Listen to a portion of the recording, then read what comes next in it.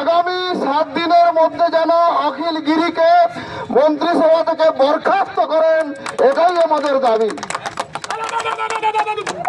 আজকে আমরা মাত্র 45 মিনিটের অবরোধ করলাম। জাকাত জাকাত মাঝি পারগানা মহল তথা ভারত জাকাত মাঝি পারগানা মহলের পক্ষ থেকে আজকে আমরা 2টা থেকে 2:45 মিনিট পর্যন্ত আমরা পথ অবরোধ করলাম।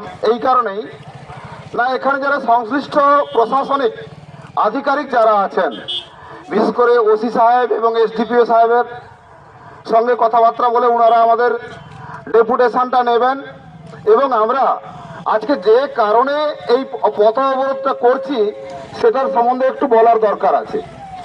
বিশেষ করে আমরা যে সমস্ত বাসের লোকেরা এখানে দাঁড়িয়ে আছে বা পথ চলতি মানুষজন এবং অনেক অফিসার এখানে আছেন, তাদের কাছে এই পথ অবরোধের মধ্য দিয়ে একটা বার্তা দিতে চাই। সেই বার্তাটা হচ্ছে কি, ভদ্রলোকের নামটা হচ্ছে অখিল গিরি। কি নাম? অখিল গিরি। কি মন্ত্রী? কারা প্রতিমন্ত্রী, পশ্চিমবঙ্গ সরকারের কারা প্রতিমন্ত্রী। তো সেই কারা প্রতিমন্ত্রী তিনি একটি সাংবিধানিক পদে আছেন, পশ্চিমবঙ্গ সরকারের মন্ত্রী। আর তিনি কিনা অপমান করলেন, তিনি কিনা কুৎসিত মন্তব্য রাখলেন। শুধু কুৎসিত মন্তব্য নয়, অশ্লীল অঙ্গভঙ্গি করলেন।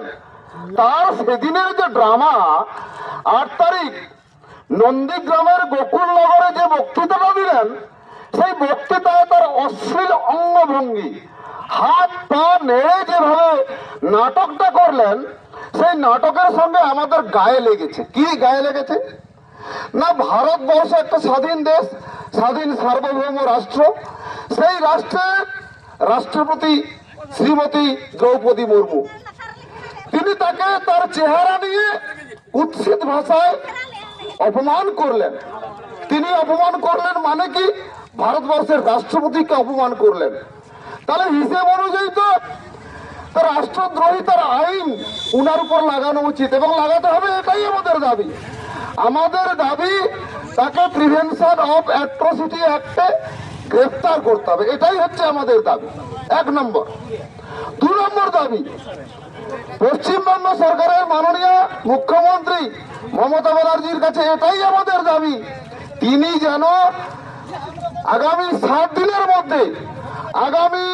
দিনের মধ্যে যেন অখিল গিরিকে মন্ত্রিসভা থেকে বরখাস্ত করেন, এটাই আমাদের দাবি। আজকে আমরা মাত্র 45 মিনিটের অবরোধ করলাম।